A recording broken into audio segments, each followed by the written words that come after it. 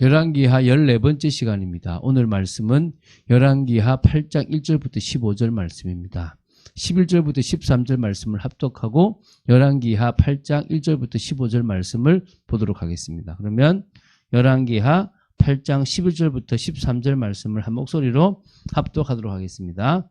하나님의 사람이 그가 부끄러워하기까지 그의 얼굴을 쏘아보다가 우니 하사엘이 이르되 내 주여 어찌하여 우시나이까 하는지라. 대답하되 내가 이스라엘 자손에게 행할 모든 악을 내가 알미라. 내가 그들의 성에 불을 지르며 장정을 칼로 죽이며 어린아이를 맺히며 아이벤 부녀를 가르리라 하니 하사엘이 이르되 당신의 개같은 종이 무엇이기에 이런 큰일을 행하오리까 하더라. 엘리사가 대답하되 여호와께서 내가 아람 왕이 될 것을 내게 알게 하셨느니라 하더라.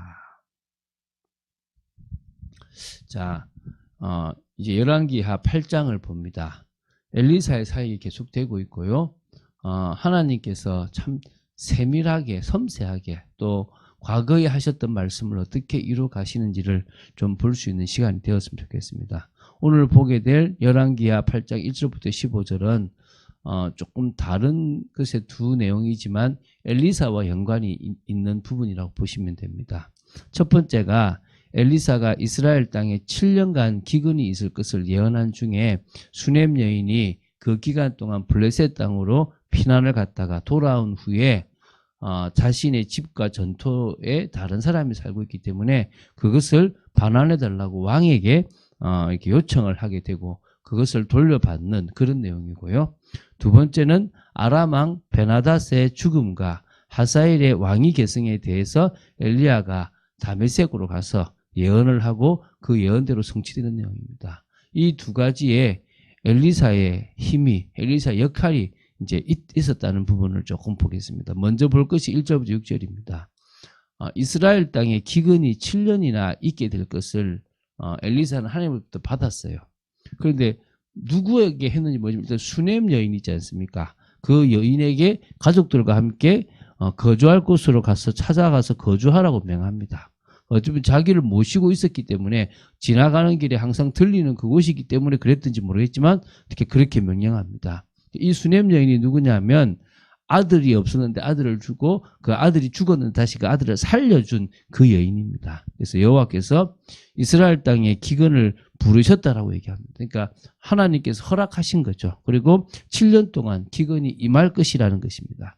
그래서 여인은 하나님의 사람인 엘리야의 말대로 그의 가족과 함께 찾았는데 그 마침 블레셋이었습니다. 블레셋 사람들의 땅으로 가서 7년을 우고했던 겁니다. 이제 7년을 다 해서 이제 끝났으니까 이제 흉년이 끝났으니까 다시 블레셋 사람들의 땅에서 이스라엘 자신의 땅으로 이제 돌아왔는데 와보니까 자기 집과 전토를 다른 사람이 차지하고 그곳에서 이제 농사도 지어 먹고 있었다는 겁니다. 그래서 그 여인은 이것을 해결할 방법이 왕밖에 없다 생각해서 왕에게 나아가서 자신의 집과 전투를 돌려달라고 호소를 하러 갔던 겁니다. 근데 가보니까 하나님이 이미 손을 써놓고 있었던 거예요. 근데 손을 썼던 게 다 해놨다는 게 아니라 딱 말할 수 있는 기회를 만들어 놨다는 거예요. 4절을 보니까 이 수넴 여인은 하나님의 섭리 속에 있었다는 것을 보게 되는 거예요. 마침 여인이 왕에게 요청하러 나아간 그때에 하나님의 사람이었던 엘리사의 사환 게하시가 그곳에서 왕과 대화를 나누고 있었던 것입니다. 그래서 이제 게하시가 아니었으면 이 여인은 왕의 설득을 쉽게 그러니까 왕을 설득하기가 쉽지 않았을 것인데요. 쉽게 되었던 겁니다. 그때 이제 게하시하고 왕이 어떤 이야기를 주로 이렇게 대화 중이었냐 그러면 왕이 묻습니다. 엘리사가 행한 모든 큰 일을 자신에게 설명해 보라는 거예요. 뭔 일을 했는데라고 물어본 겁니다. 그때 게하시가 엘리사가 죽은 자를 다시 살린 일을 왕에게 막 열심히 이야기를 하는 겁니다.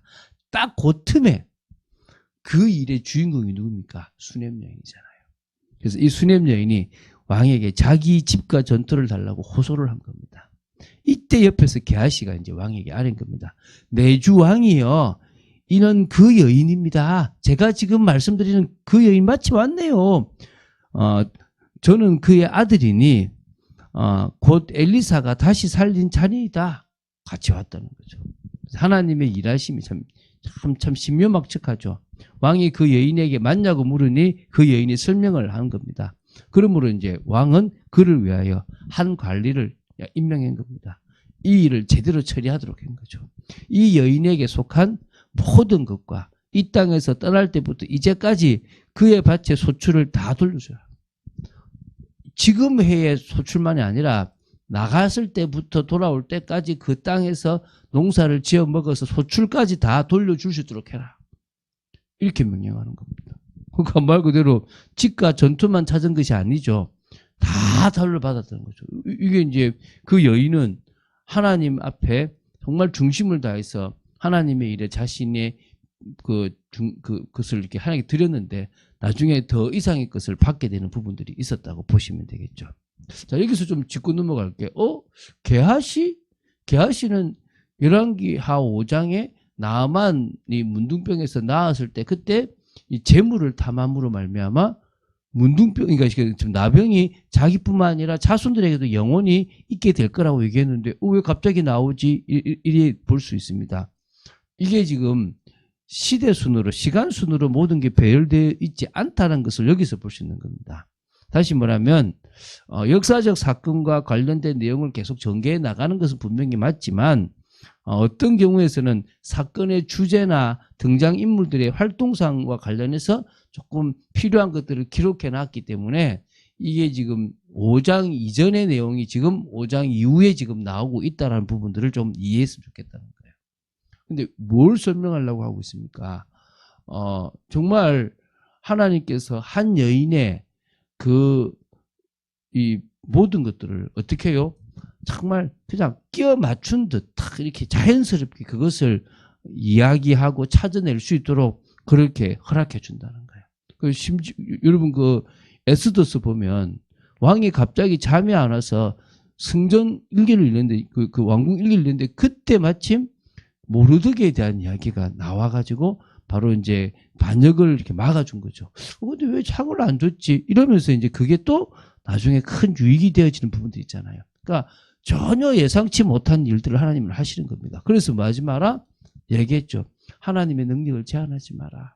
두 번째 뭡니까? 하나님의 방법도 제한하지 마라. 그리고 절대 요구 조건을 달지 마라. 그냥 믿고 나아가면 되고 순종하면 되는 거예요. 자, 이제 그래서 그런 부분들이 있습니다. 두 번째가 7절부터 15절입니다. 아람 왕 베나닷이 결국 이제 죽게 되는 그런 내용인데요. 그리고 하사엘이 왕위에 오르게 됩니다.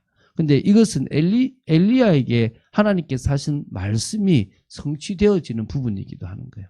한번 보면서 보겠습니다. 7절을 보면 엘리사가 다메섹으로 가요. 여러분, 이스라엘의 하나님이 이스라엘에만 계신 게 아니에요. 전 우주의 하나님입니다. 그 주위뿐만 아니라 전 우주를 다 주관하시는 하나님이 여호와 하나님이에요. 우리나라가 처음 기독교를 받을 때 저 서양 종교를 왜 받냐는데 서양 종교가 아니라 우리를 이 땅에 있게 하신 하나님의 그 참신이신 그분으로 나아가는 방법이란 걸 처음 우리나라 조상들이 몰랐다는 거죠. 다메섹으로 갔다는 것은 그 다메섹에서도 그 나라의 왕을 좌지우지하시는 분이 누구란 말입니까? 하나님이라는 거예요. 자, 아람 왕 베나닷과 하사엘에게 하나님의 말씀을 전달하기 위해 갔다는 거예요. 여러분, 선교사님들이 해외 나가고 목회자가 해외 나가고 어디 가는 게 그냥이 아니라 다 전도자의 발걸음이고 복된 발걸음이라는 것을 기억하셨으면 좋겠습니다. 그때 아람 왕 베나닷이 병들었다는 겁니다. 하나님의 사람 엘리사가 다메섹에 왔다는 소식을 듣고 누구를 보내느냐? 자신의 신하 중에서 꽤 신임이 갔던 하사엘에게 명령을 내립니다. 8절이죠. 너는 손에 예물을 가지고 가서 하나님의 사람을 맞이하고 내가 이 병에서 살아나겠는지 그를 통하여 여호와께 물으라 라고 합니다. 이 하사엘은 베나닷의 왕의 이 명령대로 엘리사를 맞이하고요. 하려고 다메섹에서 모든 좋은 물품으로 예물을 삼아가지고 가는데요. 낙타 40마리에 그것을 다 싣고 가요. 엘리사 앞으로 나아간 겁니다. 당신의 아들 아람 왕 베나닷이 나를 당신에게 보내 이르시되 나의 이 병이 낫겠나이까 하더이다 라고 물었습니다. 그런데 이 엘리사가요 참 특이한 말을 하사엘에게 합니다. 너는 가서 그에게 말하기를 왕이 반드시 나으리라 하라. 그러나 여호와께서 그가 반드시 죽으리라고 내게 알게 하셨느니라. 말은 뭐라고요? 나으리라고 하라고 했는데 그런데 여호와께서 죽을 거다라고 얘기하셨다. 이게 무슨 말입니까? 병은 낫게 되지만 다른 것 때문에 죽게 되죠. 바로 하사엘의 반역으로 죽게 되는 겁니다. 그래서 엘리사는 하나님이 이미 알려주셔서 알고 있었다는 겁니다. 그래서 하사엘이 아람 왕 베나닷을 배신하여 죽이고 자신이 왕이 될 것을 일미 알고 그때 그 기름을 아마 엘리사가 부었지 않았나 싶은데요. 11절부터 13절에도 좀 알 수 있습니다. 엘리사는요. 하사엘의 얼굴을 쏘아봅니다. 이 부끄러워할 정도로 쏘아보고 울기 시작하는 겁니다. 그러니까 이제 하사엘이 내 주여 어찌하여 우시냐고 이렇게 이제 묻습니다. 이제 그때 엘리사는 하사엘이 앞으로 할 일을 예언하죠. 근데 이게 자기 민족과 관계된 일이에요. 내가 이스라엘 자손에게 행할 모든 악을 내가 알미라. 내가 그들의 성에 불을 지르며 장정을 칼로 죽이며 어린아이를 맺히며 아이 벤 부녀를 가르리라. 참 악하죠. 이 모든 일을 할 아람 나라의 왕이 누구라고요? 하사엘인 거예요. 그러니까 이 엘리사는 하사엘이 왕이 되어 이스라엘 백성들에게 고통을 가져다 주는 하나님이 채찍이 될 것을 말하기 위해서 다메섹으로 왔다고 볼 수 있겠죠. 이게 하나님이 이렇게 허락을 해요. 이스라엘이라는 나라가 결국은 아람이라는 나라에 이렇게 비참하게 될 것까지 하나님은 뭐요? 허락을 하시기도 합니다. 왜입니까? 너무 우상 숭배를 하니까 채찍으로 세게 때리는 거죠.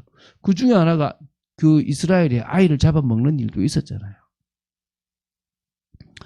참 이 비록 하나님의 뜻이라고 해도 자기의 동족에게 고난을 주게 될 사람에게 하나님의 예언을 한다는 것은 참 가슴 아픈 일입니다. 그래서 이제 눈물을 흘렸다라고 볼 수 있겠죠. 13절을 보면 처음에 하사엘은요 겸손하게 말합니다. 겸손하지 않고 위선이겠죠. 그죠? 당신의 개 같은 종이 무엇이기에 이런 큰 일을 행하리오까? 엘리사가 이제 더 분명히 말씀을 전하죠. 여호와께서 내가 아람 왕이 될 것을 내게 알게 하셨다. 뜨끔했을 겁니다. 이미 계획 다 짜고 있는데 뭐라고요? 딱 그 얘기하니까 특히 이게 자기는 병들어 죽으면 자연스럽게 왕이 되려고 하는데 뭐요? 이 낫겠다고 하니까요. 더 지금 불안하겠죠, 그죠? 근데 이게 엘리야가 이세벨을 피해서 하나님의 산 호렙에 갔을 때 하나님이 주셨던 말씀 중에 하사엘이 있어요. 그 하사엘에 기름 부어서 아람의 왕으로 삼으라고 말씀하셨거든요. 이걸 엘리야가 아니라 엘리사가 이제 하게 되는 거죠. 또 이제 예후를 세우기도 하는 부분도 나옵니다.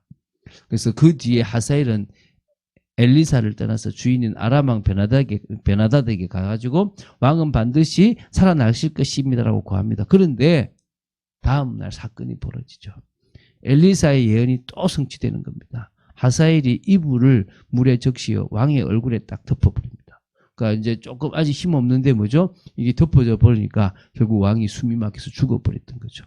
그리고 대신하여 왕이 된 겁니다. 아마 하사엘은 이미 왕이 될 것에 대한 계획들을 세워놓고 이 베나닷이 죽으면 왕의 그 준비를 다 했겠죠. 그런데 그 계획을 신속하게 빨리 한 이유가 뭐 때문입니까?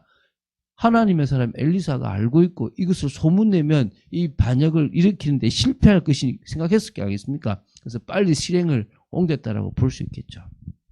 자, 여러분, 우리가 지금 하나님을 믿고 나아가고 있습니다. 이러는 부분에서 하나님의 말씀대로 되어진다는 사실을 알고요. 하나님이 원하시는 부분을 구하고 찾고 두드려 나가는 그런 여러분 되시기를 주 예수 그리스도 이름으로 축원드립니다. 주는 그리스도시요 살아계신 하나님의 아들이심을 고백합니다. 우리가 늘 말씀 따라가는 축복 속에 있기를 간절히 소원합니다. 그 말씀 속에서 응답받기 원합니다. 주 예수 그리스도 이름으로 기도드립니다. 아멘.